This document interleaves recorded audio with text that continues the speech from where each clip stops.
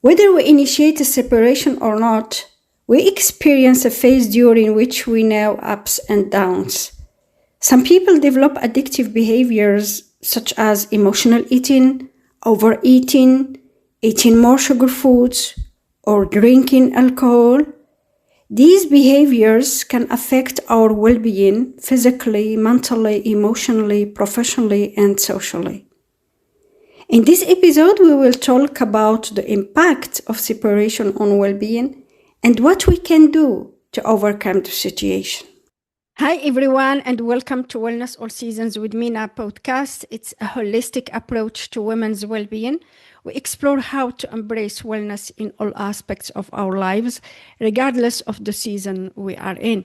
This podcast is for you if you are a busy woman seeking a happier and more balanced life. I'm your host, Mina Qandar. I have an amazing guest to share his story about the impact of separation on his well being. Mr. Furkhan Dandia. He is therapist, coach, podcaster, and author of The Pursuit of Self-Love. Welcome. Yeah. Thank you for having me. I appreciate it. You are welcome. So, yes, it was interesting to read your bio and learn about your journey. That's why I am interested to have you for my audience to share your story and the impact of separation on well-being. Because as you know, all the time, women think that the separation impacts more women than men. So what do you think about it? And you can share your journey. Yeah, well, I think as you mentioned earlier, it impacts both people, right? And I obviously can't speak on behalf of the impact on women, but I can speak about men and share my own experience around that. But there's a lot of shame for men as well around a failed relationship, and depending on your culture or which type of society you're based in, that can vary. For me, I also had a cultural influence in terms of my separation, but at the same time, what I found just observing and talking to other men who were going through similar experiences as myself, that men tend to struggle with the separation in silence. They don't know how to express it or talk about it, and sometimes they don't want to talk about it. And I really wanted to understand why and how we can change that narrative. And for me, talking about my own experience allowed other men to feel also comfortable to share their own experiences. And I really started connecting with other men.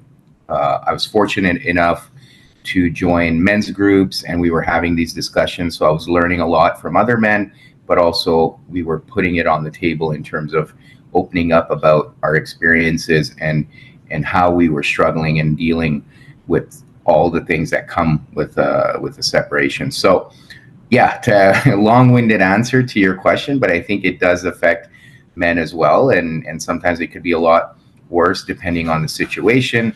And like I said, if men are struggling in silence, then we don't know what's going on behind closed doors or below the surface.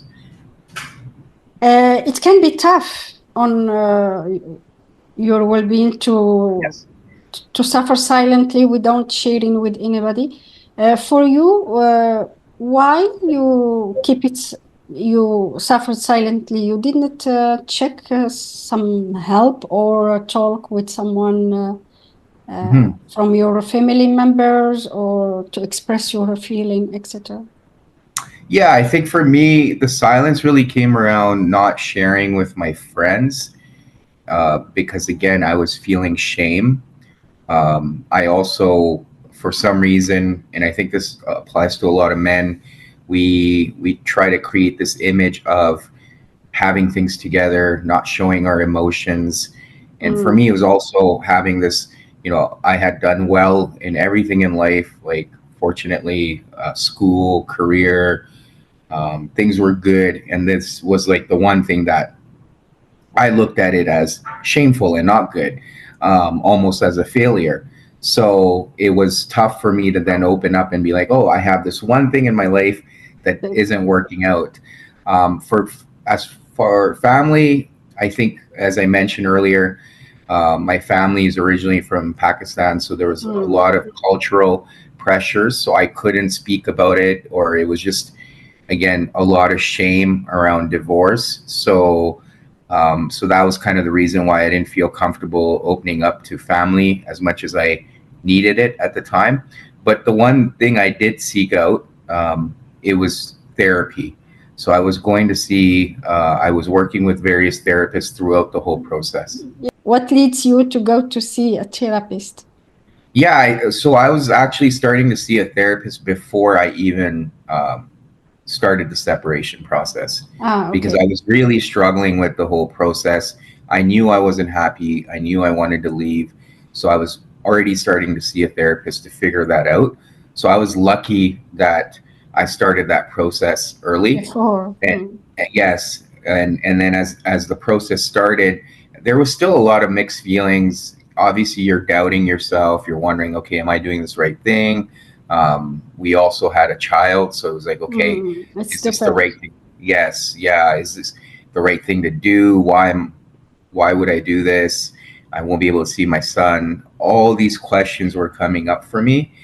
But like I said, I started the therapy process early, so that really helped me.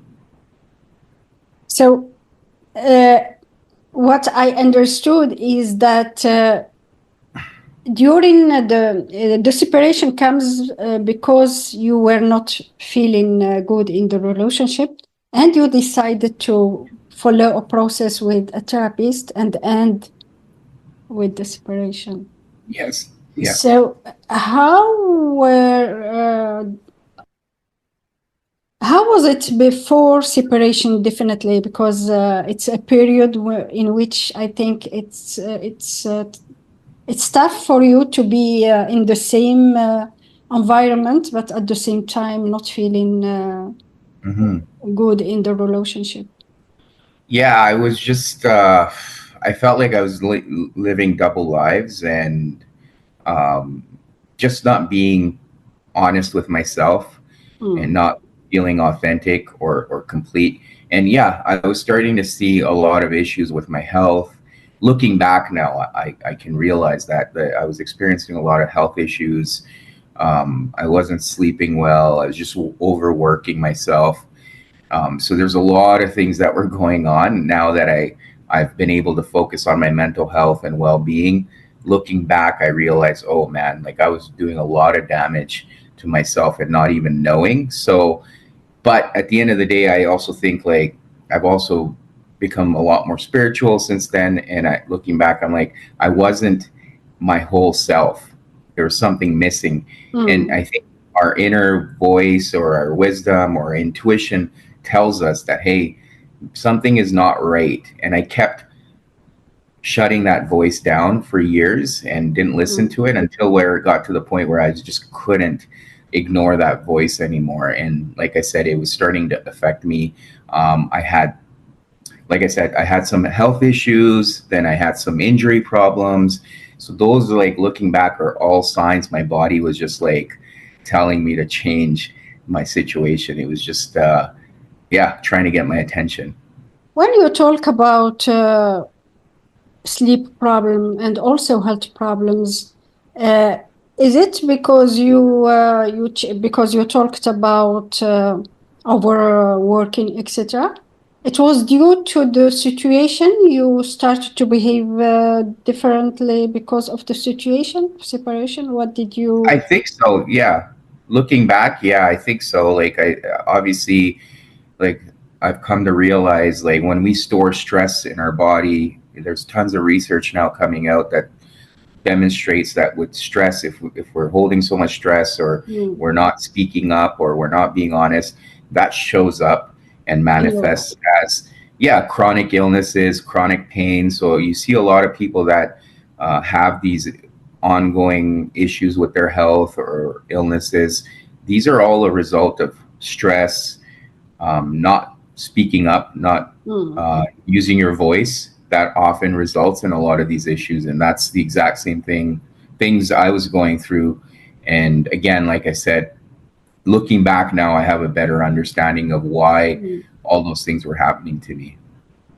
What was the thing that pushed you to start to correct all the things that was not working, to have your health again and your sleep? Yeah.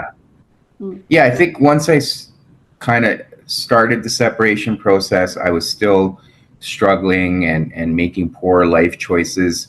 But I think after, I'd say, almost 3 years ago, I decided to like just something happened. It was like almost like this divine intervention for me, where it was like, okay, enough now. Like you need to Ah. like finally come back to yourself and love yourself. And after the separation process, like going through the divorce, I was still trying to find love outside of myself. So trying to jump in to relationships and seeking it externally. And then finally one day it was like, okay, no, you're doing this wrong. Like you need to, like that voice inside of me again was like, you need to do this for yourself. And then I completely focused on my health and my well-being and building a healthier relationship with myself, connecting with myself. So that process was like almost 3 years ago. And yeah, I started seeing the benefits of it right away. I was sleeping better. I was eating healthier. I was making way more mindful choices. Started to read more, write more. So yeah, all those things then started coming together. And like for people that have read Atomic Habits by James Clear, it's like I started stacking all these habits on top of another without fully knowing it. It was fairly subconscious, but that's where I started noticing a lot of those positive benefits from my choices. It's interesting because always when something happened and enough is enough, push us to start to look for things to help us. So for you, you turn to read Mhm. personal development books, I Yes. imagine, and you start to recognize the things that you have to change and to adapt to yourself. So, could you share with us? You talked about reading, writing. What else? What did you do to start to take care of your overall well-being and to love yourself again? Yeah, well, I think even then at that point, even though uh, like my divorce process was complete, I was still not being honest with myself. So at that point, I had already decided that I wanted to do this work, support other men. I was doing my master's in psychology to become a therapist, but I was still not. It was that cognitive dissonance. Like I was still behaving not in alignment with who I wanted to be. So there's a disconnect, right? And they talk about like, be the person who you want to be in the future. And I was still in that mindset that, oh, when things are all going to happen, then I'll become that person. So I had to truly embody that. And for me, yeah, so I was already doing a podcast at that time, and I had a guest come on who was a sleep expert, and he'd given me some really good advice on sleep. He talked about all the different phases of our sleep and why each phase is important and trying to sleep between the core hours. So when that was the first thing I focused on. Like, okay, my sleep has just been the least priority.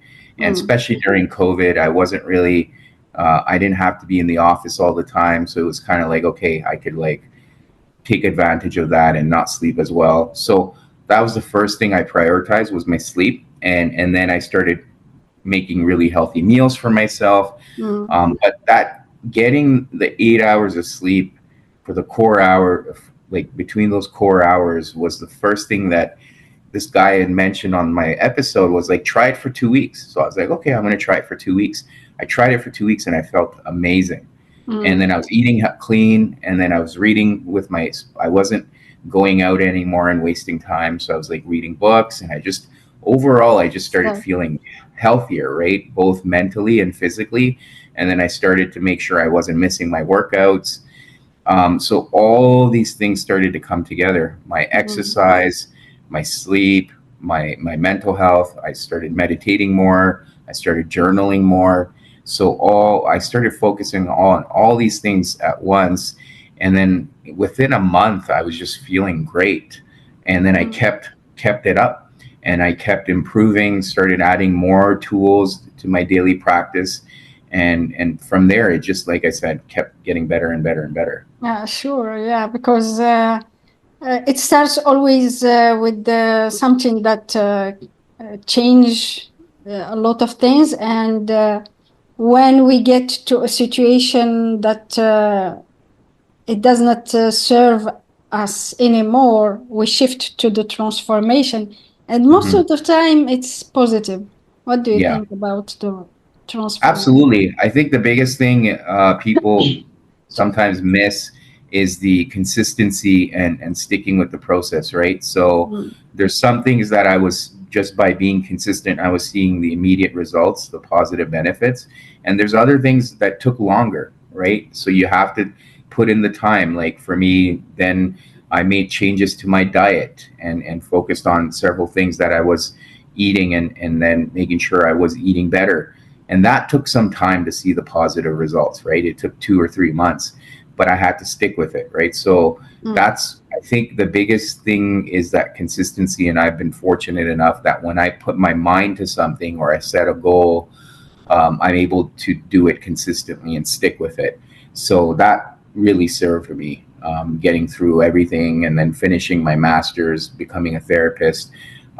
But yeah, it was just focusing on all those things and sticking with it. And now it's like, it's just, you were asking me, oh, you're up early, but it's like, yeah, it's just, it feels right. Even on weekends, I'm up at the same time because I'm making sure that that's just who I am now. mm. It's interesting because in the beginning you talked about shame, etc.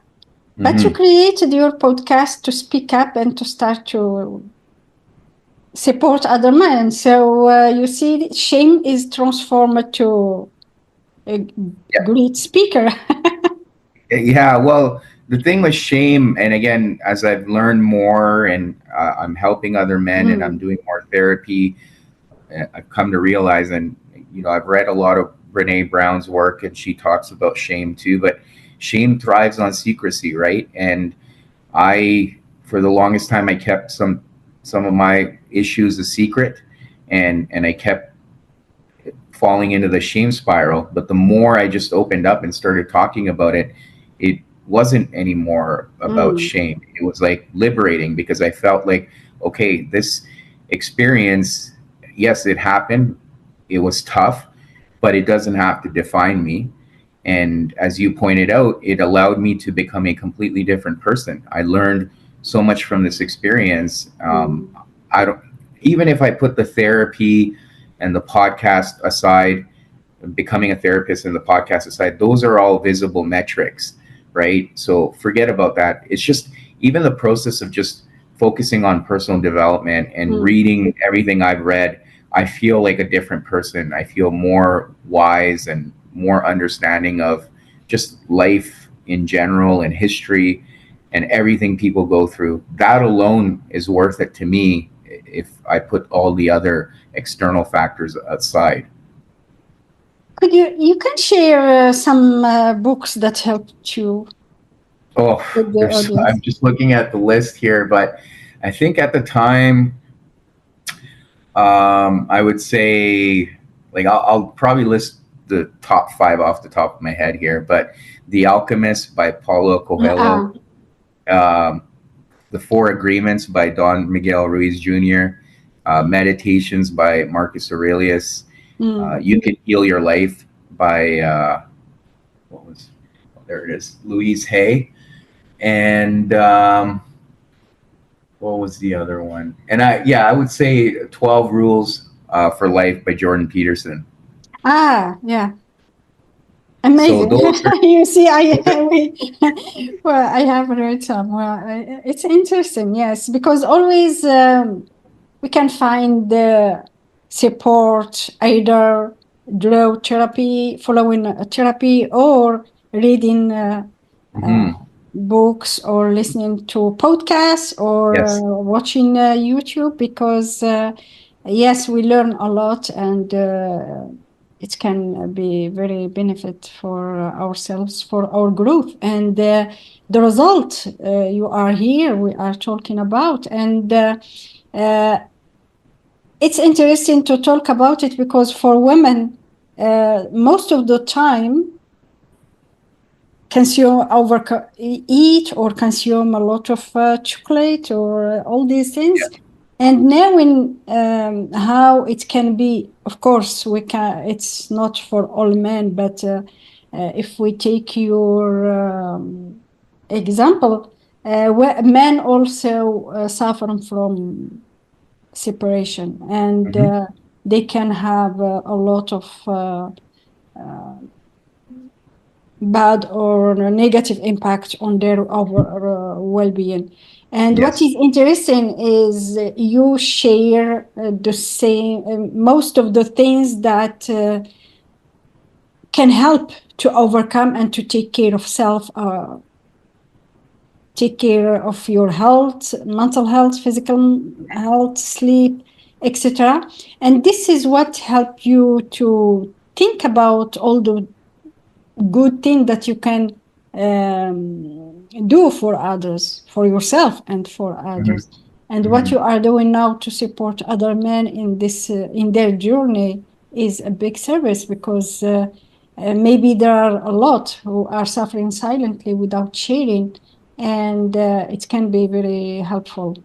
So for you, what do you think about when the separation comes from a man?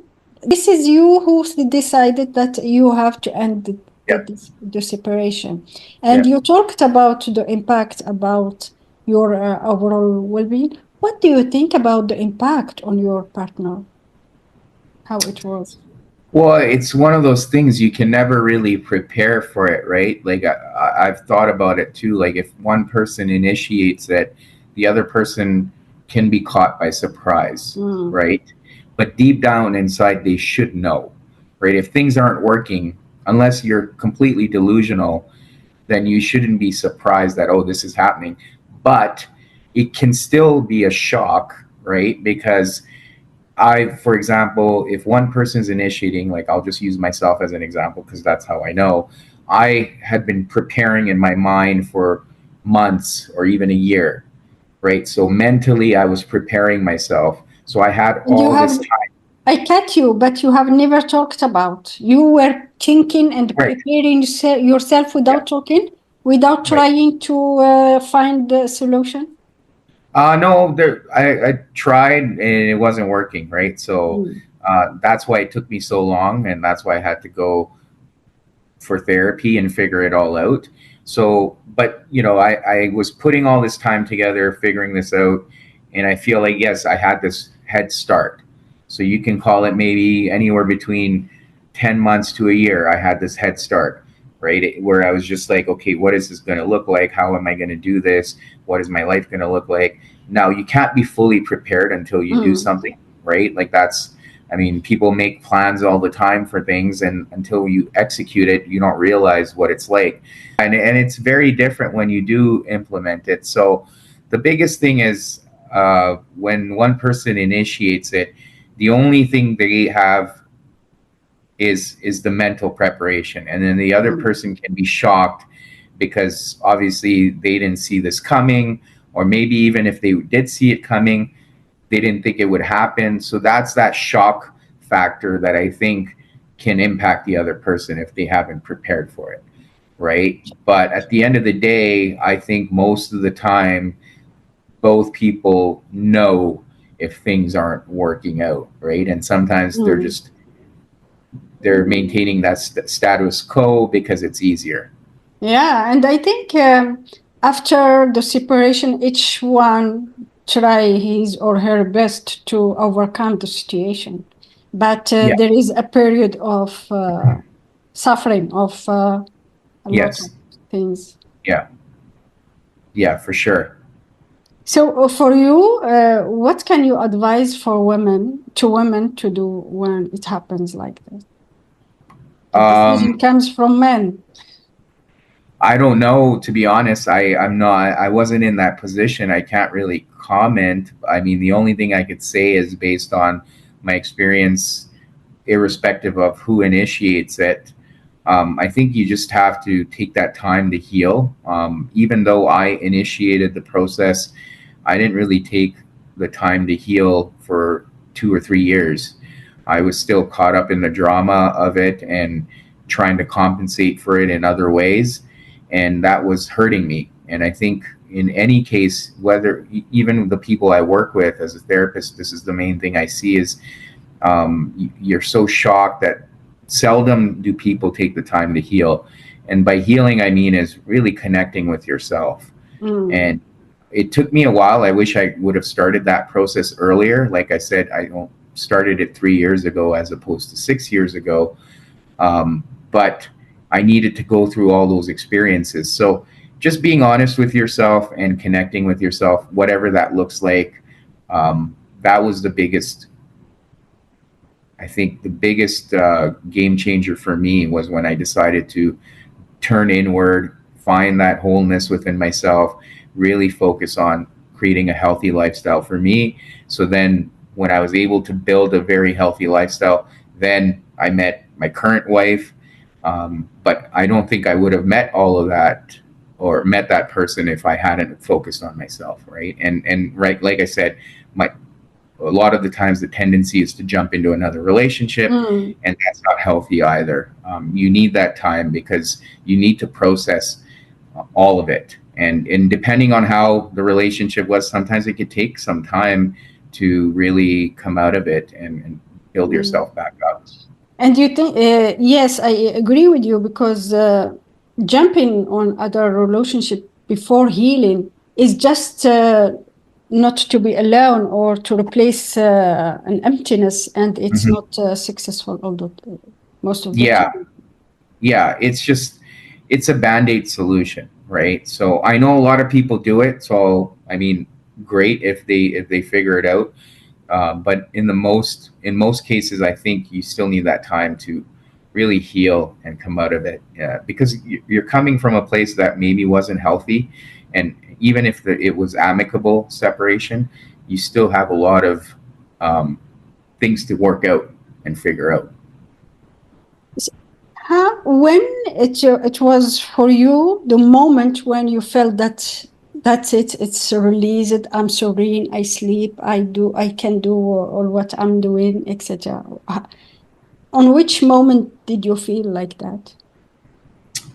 Like when I decided to Heal focus completely from the situation. I think I was just making life choices that were really, really hurting me.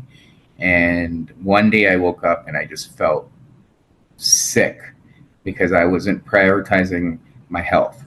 I was making poor choices, not eating properly, going out, just engaging in just really behaviors that weren't serving me. And I woke up one day and I was just really, really, really sick. And honestly, I thought was like, I don't know how I'm going to survive today. And then, yeah, I had to be very honest with myself. I'm like, what am I doing here? Why am I chasing whatever I'm chasing? Like it was a void that I was trying to fill. And like I said, I was trying to outsource that need for love. And I'm like, okay, I need to take a break from all of this. I need to focus on my health. And I gave myself a 2-week window. I'm like, let me just take a break from everything for 2 weeks. And like I said earlier, and then I even went and got a gym membership at a gym that was close, so I didn't have the excuse of, oh, I have to drive so far. Everything, it was like this one day I just started like creating a list of things that I was going to do and change.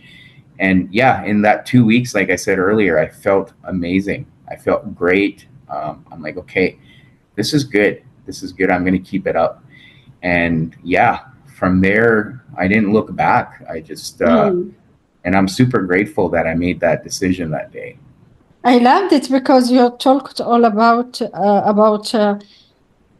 do choices, take decision, do choices, and be consistent in your choice. When you felt good, you were consistent doing Yes. your workout, preparing healthy meals, your sleep routines, etc. It's inspiring and can help others to follow your tips, because most of the time when we are not connected with self, we can start to have some addictive behavior. And most of the time, for women, for example, there are those who develop overeating, and Mhm. unfortunately, it impacts their body shape. And for women having a body shape that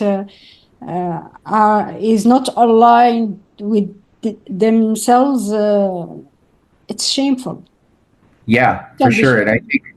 I think the biggest thing I internalized was, okay, if I really seeking love, I need to love myself. And how do I love myself? So I was like, okay, if how do I treat my son? Do I not let him sleep? Do I not cook healthy meals for him?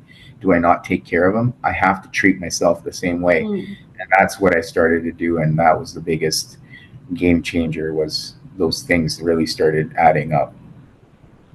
Yeah, and I think most of the time, people started to take care of themselves when they start another process of, it's like a new life. Hmm. Everything is starting new. So we do all the good things to feel great again and to have a new start.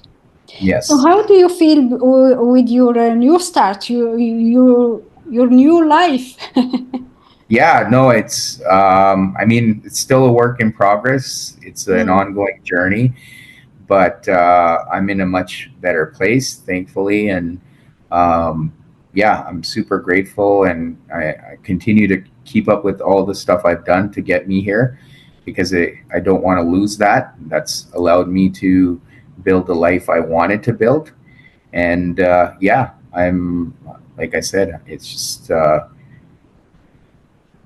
being consistent, right? And sticking with that. So it's been amazing to experience it all, go from the lows to the high, and just stay here and continue to focus on the things that serve me. And if things that do come up, still I have challenges come up in my day-to-day life where there are things that perhaps aren't serving me. Now it's kind of like, okay, even with doing a podcast or being a therapist, like it's like, oh, I need to make To sure with work my out podcast, mentally. yeah, I need to have this many listens and this many downloads and this and that. It's like, no, just slow down, Mm. just enjoy life, The and process. Enjoy the yeah, process. enjoy the process and take it one day at a time. So Mm. the challenges are different, but it's still recognizing what's serving me and what's not serving me. And that was the biggest lesson I learned from my separation, was at the end of the day, I have to be honest with myself. And in order to live a life that's fulfilling and where I can be of service to others, I need to do the things that serve me. I love that, because being honest with self can serve all of us. When we are honest with self, we recognize things that we get to change or to work on to Mhm. progress. You wrote The Pursuit of Self Love. This book was after your separation or before? How can After, so it talk was, about?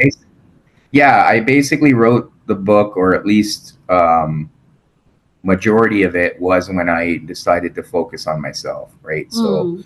3 years ago, and a lot of it is just my own thoughts and reflections that I was having to manifest love in my life. And I created it as more of a journal too, so people can use the messages and the prompts to journal. I know Mm. journaling really helped me. It allowed me to self-reflect and contemplate on life. And I know a lot of people that I talk to, especially as a therapist, struggle with journaling, and they just avoid it completely, or they don't even want to try it. And every time I ask, they're like, "No, no, I don't journal." So I feel like this was a good opportunity to Mm. not only use my thoughts and reflections to allow them to think about, are they creating love in their life? What choices are they making? And then those questions can allow them to journal. and reflect as well. Yeah, I agree, because the journaling is key in our growth. Yeah. So if someone wants to have your book, where they can find it? It's on Amazon. So you already mentioned the title, but Pursuit of Self-Love, 30 uplifting messages and reflections. You can get the book or even the ebook, either or works. But yeah, it's available anywhere online if you look for it. Thank you for sharing. What is your last word for either men or women who are listening to you, if they are in the process of separation, or they are just separated and they don't know how to deal with their current situation? Yeah, I think I've touched on it. If they're in the process, it's normal to have doubts. It's normal to feel bad or guilty or even have shame. I think deep down we know the truth. So just listen to your inner wisdom and follow your heart, because at the end of the day, that's where it will lead you to the place you need to be. And if you've just recently gone through something like that and are still trying to make sense of it, recognize that it's a process. Like, you can't rush it.